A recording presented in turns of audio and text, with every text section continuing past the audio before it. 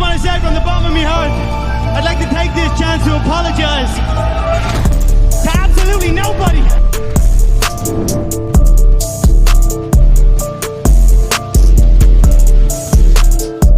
What's good, everybody? Welcome to Outside the Playbook. I was talking to Tommy, aka the Eye Test, about the upcoming season. Boston Celtics, New York Knicks set the tip off tonight, and he mentions to me that Jaylen Brown and Stephen A. Smith had a sit-down conversation about some comments Stephen A. made earlier this year on the First Take show, and I'm going to react to it. But before we get into that, make sure you give this video a like, subscribe to the channel. I'm on the road to 750, and then I'm knocking on the door to 1,000. If you want me to bypass 750 and go straight to 1,000, by all means, smash that subscribe button. Let's check out the video. Jaylen Brown, it's not so much that he's underrated. It's that he's just not liked because of his, quote, I am better than you attitude. He knows it. It's the same reason he is not as marketable as he should be. That's what an NBA source just sent me. Now, I 100% disagree with that statement. I am a Miami Heat fan. I hate the Boston Celtics. I hate everything about the Boston Celtics as it pertains to basketball. All right. I don't have that same disdain for them as individuals. All right. Let's keep it about basketball. But Jaylen Brown is one of the smartest people in the league. As an individual, outside of basketball, smart, intelligent, financially, business savvy. You know, he's cultivating a financial group in Boston for young African Americans. He's educated, from Berkeley, speaks fluently in 3 or 4 different languages, has lectured at Harvard, has done robotics work with NASA. Super smart individual. And he happens to be one of the best players in the league, one of the best two-way players in the NBA, Finals MVP, Eastern Conference Finals MVP, and he also has $300 million. That sounds like a combination of things that would terrify the NBA, that would terrify owners, because all of those things turn into one. You have somebody that thinks for themselves, that can speak for themselves, and that is educated with money. You can't just, bypass him like he's a role player and not interview him. You have to talk to him. And guess what? Whatever's happening in the news, whatever's happening in the media, basketball, business, all of those things, he's going to speak and say whatever it is he wants to, and that could be scary for owners. Now, you might call it combative. I call it challenging, and I like that. I like hearing the way some of these players think. I like hearing intelligent conversations. I like hearing challenging conversations, and Jaylen Brown brings all of those things to the table outside of basketball. Now, I wouldn't say he's not marketable. I would just say he makes the powers that be a little uncomfortable at times, but that's not a problem to me. That, if anything, that's going to enhance the brand of the NBA as a whole. I don't know that to be the case. I like Jaylen Brown. I know a lot of people that like Jaylen Brown. And I know you see the shirt. That's right. State your source. State your source. Yes. Oh, we're gonna get into all of that. For sure. No question. And honestly, I wore this shirt, because this is where I wanted to start the conversation. Okay. Get into it. And to be honest, pull the mic closer to you, so I want to make sure the audience hears you. Go ahead. Absolutely. I think it's deeper than rap. I think it's bigger than both you and I. Like, obviously, your credentials are through the roof. Covering AI to First Take being the #1 show, and now taking the world by storm with your new podcast. So I wore this shirt, but I honestly, I know just because of your credentials that you're never going to reveal your sources, because you abide by something called journalistic integrity. Right. But hear me out. Sure. A couple months back, on your platform, you recited an unnamed source who I feel like attacked my character. That was what we played on a cold open, by the way. Sure. And one, I didn't really get a chance to defend myself, and two, the damage kind of already is done. And I think journalistic integrity goes 2 ways. Yes, sir. So for me, I think a lot of people were upset, and as was I, because I understand journalistic integrity, and I understand how that works, but I also understand the idea of normal integrity as well, and I also want to maintain and protect that. Sure. So to start off, I wanted to ask you a question. Sure. And profession aside, you know, as a number one reporter with the biggest platform Yes, sir. in the world, I hold you accountable. Please do. So, is there ever any dissension from what you report on as a man? I mean, what you report on as a reporter, and then what you stand for as an individual? Like when you go. First of all, that's an amazing question. But I also want to give credit to Stephen A. and then Jaylen Brown. Stephen A. Smith on his end, if you ever have problems with him, if you ever say anything cross to him in the media or, you know, Stephen A. will pull up and you guys will have a conversation face to face about whatever it was that was said. I've seen it do him multiple times throughout the course of the past couple years. A lot of players have podcasts now, so he will pull up and have a conversation with you on the microphone because he says something publicly and you guys are going to handle it publicly. I respect that. Jaylen Brown, right out of the gate, not shying away from anything. State your source t-shirt, knew exactly, hey, right out of the gate, we're going to chop it up about this. And he comes out with a great question. I like it. I respect it. Home, is there ever any dissension in the decisions that you make? Well, for the most part, no, because I find myself to be humane and fair. But in the same breath, when we take this example, let me use this example that you're talking about, with what I said was text to me about you. And by the way, others had said it as well. I wasn't talking about how I feel. You and I have been cool for years. You've always been good to me. What I was trying to say was, this brother is great. He's great on the basketball court. He's great off the basketball court. He's an individual of very high integrity, highly educated, whom most people that you encounter considers you nothing short of brilliant. And yet, these opportunities that clearly you are deserving of and should be afforded to you was not. And so when I brought that up, I literally get a text in the middle of the show. And immediately after the show, I got 3 separate phone calls. And they were like, yo, this guy is not liked by some of the powers that be because he's smart, because he's outspoken, because he's principled and he's defiant and he's not easily manipulated. These are things that are costing him.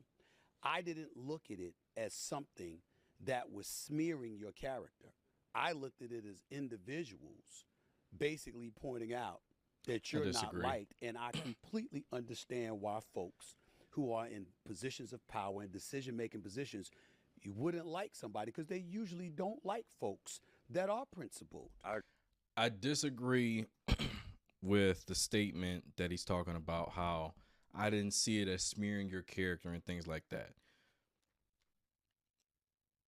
You got to understand, when people have a certain platform, all right, anything, we wouldn't have this same conversation if, let's say, you know, Gilbert Arenas' show, you know, Rashad McCants said something on that show, or, you know, Draymond Green might have said something on his show about it. You know, we wouldn't have the same perspective on it as we are having because it's Stephen A. Smith. He said he has the #1 show for years, and he has probably the biggest voice in sports media for years. So anything he says, it is going to be amplified, and it's like taking a whisper and putting it through a microphone for everybody in the room or across the room to be able to hear it. Anything he says is going to be amplified, and not only that, they're only going to focus on the negative aspects of what is being said. Now, after he said what he said, he can say, you know what, that's not how I feel about it. I think X, Y, and Z, that's fine. But social media and the media itself is only going to collect a small soundbite of the negative aspects of everything you just said, and that's going to be the thing that is going to be posted everywhere, retweeted, reposted, reels, shorts, everything like that, because social media, especially in sports, feeds off negativity. I agree. Sure. And I wasn't holding you accountable for anything that you said. Right. It was that your platform is so large. You have the #1 platform in the world. First Take, your podcast now. What I was asking was, is there a dissension, but what you report on and also how you carry yourself as an individual and as a man. Like, how do you differentiate the two? But to be honest, I'm gonna come clean. Sure. Like, I wanted to have this conversation, but honestly, I couldn't wait to address this unnamed source. Right. I know they probably will be watching this because people like that are always watching. And I wanted to let them know that I had a great summer. Like, just as simple as that. Like, I traveled the world. I went to Umrah. I won 2 MVPs. I, launched Black Wall Street in Oakland. And Now listen, if you are unfamiliar with Black Wall Street and the history of it, what he just said he did is incredible, and it's very big for the black community. I'm not going to dive into it right here, but if you're uneducated on Black Wall Street, go check that out. made a music video. I had a blast. Right. So I wanted to let them know that I had a great summer. I really wanted to address them directly, but I feel like since this all kind of happened on your platform, I want to send a message to you, to them. Right. Because you only the person that knows who the source is. And I basically wanted to say to them that I think it's cowardice. I think historically, unnamed sources have attacked some of our greats. And we are not responsible for what they lack in design. Frankly, they can call all their buddies, they pals and friends from all over the world, all the unnamed sources, and they can shove it where they got it from. Whether they think I'm marketable or not, I walk with God. I'm gonna be me and stand with my community in this life and the next, and that's my journalistic integrity. Okay. I don't think I need to say anything about that. I'm gonna just let the video play. Go ahead. I wanted to get that off my chest. Sure. And now we can start the interview. You can get it all off your chest. I'm not going away because I got to tell you something. I don't understand why somebody saying what others may feel about you to hold you back, and they know that you've done nothing to deserve it. I don't understand how that's cowardice for them to talk about what somebody else is feeling. Like, for example, I'm looking at you and I think about Bill Russell, how principled he was. I think about Muhammad Ali, how principled he was. I think about Kirk Flood, who was the father, of free agency. When you think about what he did in Major League Baseball, I think about Jackie Robinson integrating the sport of baseball. I think about so many highly educated, highly accomplished, highly principled individual. The word likability is not something that you would attach to them when it came to Madison Avenue and marketability and promotion. So somebody saying this guy is not liked because of that reason, that's not them insulting you. That's not them calling you out. It's them saying the world that we're living in, you're not somebody that's easy to control. You're somebody, you stand on your own and you're your own man. For sure. What's the problem with that? I see where he's going, but I see the genius in flipping it. Okay? Now, Stephen A is not speaking for that person, because that other person on the other side is not meaning this as a compliment. That person is not highlighting the greatness of Jaylen Brown. That person is not saying, you know what? Jaylen Brown is above and beyond any control that we could possibly have over a player. He's not saying that. He's saying we don't want to market that guy because he's not somebody that represents us. He's not somebody we deem marketable because he's not somebody that's going to play ball. However you want to take that, however you think it means, that's what it means. He's not going to play ball. So I don't think Stephen A and that source are speaking the same language. It's a balance, because it's one, you can critique someone's performance. Okay. But then also if you're attacking their character. Like, they didn't just say that I wasn't liked. They said I wasn't marketable. They said I was arrogant. I carried myself with a certain demeanor. And that line gets crossed between critiquing someone's performance, Excellent answer. not liking them for whatever reason, and then attacking someone's character. Got it. Just real quick, seeing that that lower third tag. NBA Finals MVP Jaylen Brown for the Boston Celtics makes my Miami heart sick. But this is a good interview. Outside of that, I think journalistic sick about integrity requires it to go both ways. I never had a chance to respond or defend myself. One, because they're never going to reveal themselves. And two, the damage is already done. So when I'm speaking to is the unnamed sources. Like if you speak on it and you say something because we have a relationship, at least I can look at you and we can go back and forth about what it is that we believe or what it is that we don't believe. An unnamed source, like what is that?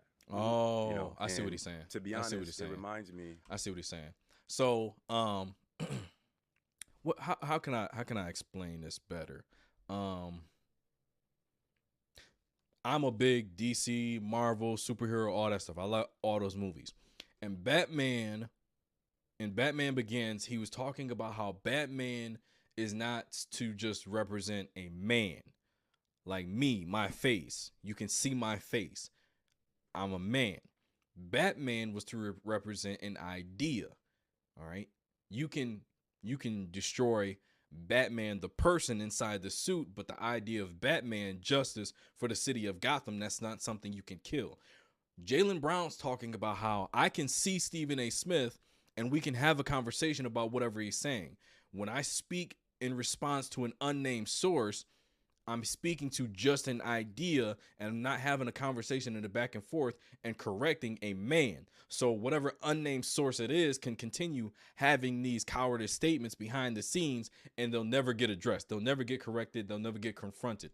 That's the point that he's making, which is a great point to make. I think it has familiarity with when I was entering the draft.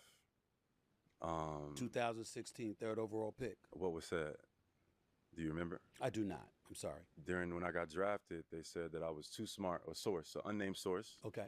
said that I was too smart to be a basketball player or something like that, and that would hurt my draft stock because it was a form of questioning authority. And this source, this unnamed source, who now have said Back in 2016. Back in 2016, it was a very popular, subject at the time, and this source kind of reminds me of that as well, and I actually figured out who that source was. Okay. But I know because of your credentials, your background, your journalistic integrity, we never gonna figure out who that one is. You're not. Yeah. You're not. You're not. I'm not going to let that happen because I protect my sources. But I will tell you this. There's also a line that I wouldn't allow to be crossed. Like if somebody were to call up and to get into your personal business and try to attack you, I'd have never said anything like that. I'd never let something like that come out of my mouth over the airwaves or anything like that. But somebody pointing to this individual that went to Cal, this individual, I want to read something here. At the time that last year when you agreed to your new contract extension, 5 years, over $300 million. It says here, you're the youngest person to ever hold a lecture at Harvard, became an MIT Media Lab fellow, was offered a NASA internship, became the NBA Players Association youngest vice president at the age of 22 years of age, and when your historic contract was finalized, you were in a robotics session at MIT. Is that true? That's true. So with all of that being true, I look at somebody like yourself and I don't consider it a negative because the words that emanated out of somebody's mouth about what was being felt about you forced us to look into your background even more and ask the question, what the hell is wrong with him? Absolutely. Look at his intellect. Absolutely. Look at the fact that he doesn't get in trouble. Look at the fact that he's a great player on both ends of the floor. It forced us all to look at you, and then it had me screaming, why the hell isn't he all NBA? All right, so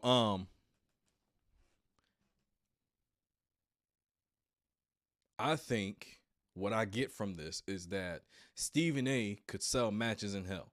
All right.